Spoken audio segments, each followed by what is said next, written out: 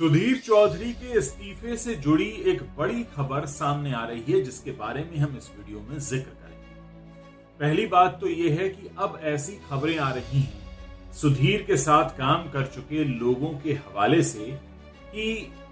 कुछ ऐसा था जो जी के मालिकों और उनके बीच ठीक नहीं चल रहा था, और उसकी एक सबसे बड़ी वजह बताई जाती है कि सुभाष चंद्रा जो जी के सर्वेसर्वा हैं, उन्होंने निर्दलीय चुनाव लड़ा था राज्यसभा की मेंबरशिप के लिए, और इसमें उन्हें आश्वासन मिला था कि भारतीय जनता पार्टी से उनको एक सपोर्ट मिलेगा, लेकिन ऐसा नहीं हुआ और इसकी वजह से वो चुनाव हार गए। यानी संसद का रास्ता उनके लिए बंद होने लगा। और कुछ लोग बताते हैं कि यही एक वजह बन गया सुधीर चौधरी के जी से विदा होने का, क्योंकि कहीं ना कहीं जी के मालिकों को यह लगने लगा था कि जी का मतलब सुधीर चौधरी हो गया है, और कोई भी व्यक्ति अगर ब्रांड से बड़ा हो जाए तो मालिकों को चिंता सताने लगती है। कहा यह भी जा रहा है कि इसी ग्रुप में कुछ ऐसे लोगों को भी पिछले 1 से 1.5 साल के दौरान लाया गया था जो कि उनके पैरेलल खड़े किए जा रहे थे, और सुधीर चौधरी को लग रहा था कि यहाँ पर बैलेंस नहीं बन पा रहा है, सत्ता का असंतुलन हो रहा है, और ये भी एक कारण है। कहा यह भी जा रहा है कि इस बात के इशारे उन्हें देने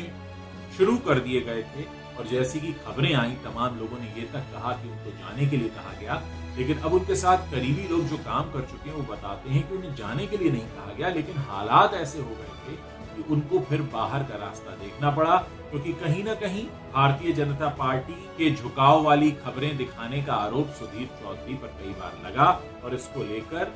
जी मैनेजमेंट और उनके बीच कुछ तनातनी बढ़ने लगी थी, और ये भी एक मुख्य कारण माना जा रहा है। इसके अलावा एक और बात कही जा रही है कि आजकल जो सिनेरियो है, आप सभी जानते हैं कि हम रिसेशन के मुहाने पर खड़े हैं, आर्थिक मंदी साफ दिखाई दे रही है, और ये हाल सिर्फ भारत का नहीं बल्कि दुनिया के अलग अलग देशों का है।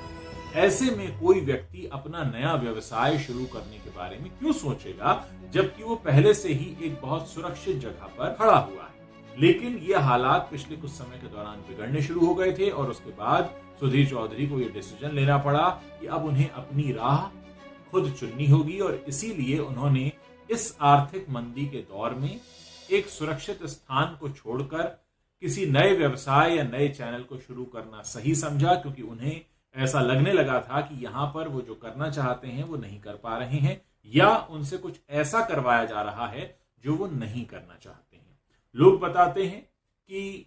काम करने के तरीके को लेकर भी कई बार कुछ ऐसा हुआ था जो सुधीर चौधरी को पसंद नहीं आया, और उसके बाद कई सारे ऐसे लोगों का आना जो अपनी टीम्स को लाना चाहते थे उस चैनल में, उनकी वजह से भी सुधीर चौधरी को लगने लगा था कि अब यहाँ पर मेरे लिए मुश्किलें शुरू हो चुकी हैं।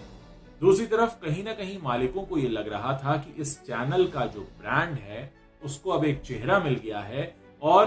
कहीं ऐसा ना हो कि उस ब्रांड को वो चेहरा ओवरपार कर ले। बहुत से लोगों का मानना है कि ओवरपार कर चुका था, लोगों का ये कहना है, बहुत सारे मैसेजेस भी आ रहे हैं सोशल मीडिया पर कि अब हम जी नहीं देखेंगे क्योंकि वहां सुधीर चौधरी नहीं है। कहीं ना कहीं ये किसी भी ब्रांड के ओनर को चिंता बढ़ाने वाला विषय बन जाता है, जहां पर उसके यहाँ काम करने वाला कोई चेहरा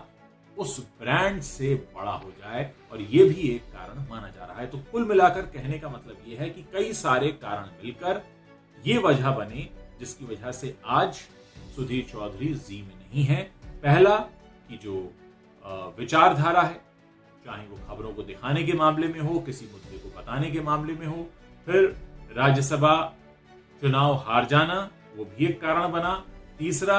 कुछ और लोगों को लाया जा रहा था जो पैरेलली खड़े हो रहे थे, वो भी एक कारण बना। तो कुल मिलाकर बहुत सारी वजहें बन गई। अब ऐसे में जब आर्थिक मंदी सामने खड़ी है, मार्केट में स्लो डाउन है, रिसेशन है, लोग पैसा कहीं भी लगाने को तैयार नहीं है, पैसे की अपनी खुद की वैल्यू गिर रही है, रुपए का मूल्य कितना गिरता जा रहा है, ऐसे में अगर कोई ये कहता है कि मैं कुछ नया ला रहा हूं, तो आप यकीन मानकर चलिए कि वो नया किसी मजबूरी में लाया जा रहा है, अपनी इच्छा से नहीं। कई बार ऐसा होता है कि वो मजबूरियां जो हैं कई बार वो रास्ते खोल देती हैं, और कई बार ऐसे रास्ते खोल देती हैं कि आपको लगता है कि अच्छा हुआ ये मजबूरी आई, मैंने इस राह को तो चुना। हो सकता है सुधीर चौधरी के साथ भी ऐसा ही हो। हालांकि न्यूज इंडस्ट्री से जुड़ी खबरें भी मैं आपको बताता रहूं। आप मुझे बताइएगा ये वीडियो आपको कैसा लगा। अगर अच्छा लगा हो इसे आप शेयर कर सकते हैं, मुझे बता सकते हैं कि आगे आप और किस तरह के वीडियो मेरे